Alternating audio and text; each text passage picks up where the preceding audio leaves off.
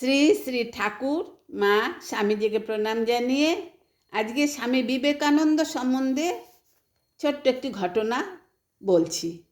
স্বামী বিবেকানন্দ তখনও সাধারণ এক সন্ন্যাসী। তার কথা লোকে তখনও বিশেষ করে জানে না।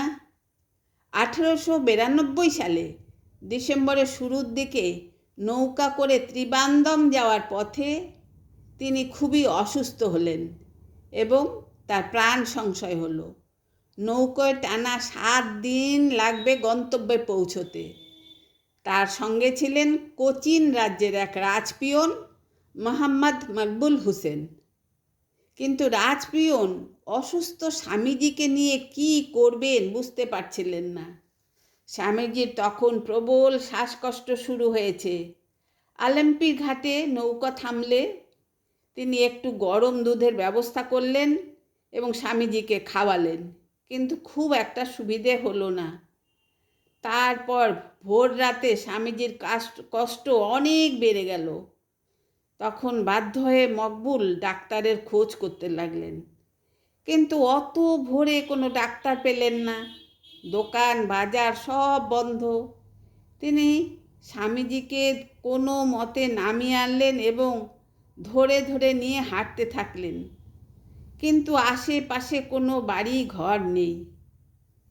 কিছুটা দূর এগিয়ে গিয়ে একটি বাড়ি দেখতে পেলেন। গৃহের কর্তা স্বামীজি সম্বন্ধে সব শুনলেন এবং শুনে স্বামীজিকে ভেতরে নিয়ে গিয়ে বসতে দিলেন। আর বাড়িতে ছোট্ট একটি মেয়ে ছিল। সেই মেয়েটি গরম দুধ আর মধু মিশিয়ে স্বামীজিকে খেতে দিলেন। সেই দুধ খেয়ে স্বামীজি কিছুটা সুস্থ হলেন। গৃহের কর্তাকে তখন স্বামীজি বললেন, এই মেয়েকে তিনি যেন লেখাপড়া শেখান, কারণ মেয়েটি সুলক্ষণা ছিল। তখন গৃহকর্তা বললেন, আমরা তো অচ্যুত অর্থাৎ হরিজন, বড় সমাজের দরজা আমাদের জন্য বন্ধই থাকে, তাই মেয়েকে আর লেখাপড়া শেখাবেন কীভাবে? তখন স্বামীজি মেয়েটিকে দুহাত দিয়ে প্রাণ ভরে আশীর্বাদ করে ফিরে গেলেন। এই বাচ্চাটির নাম ছিল মিনা আম্মা। এই মিনা আম্মাই কেরলের নিম্ন সমাজের প্রথম শিক্ষিত নারী। তিনি কেরলে অস্পৃশ্য সমাজের হয়ে বহু লড়াই করেছেন। কোচিনে হরিজন বালিকাদের জন্য তিনি স্কুলও খুলেছিলেন।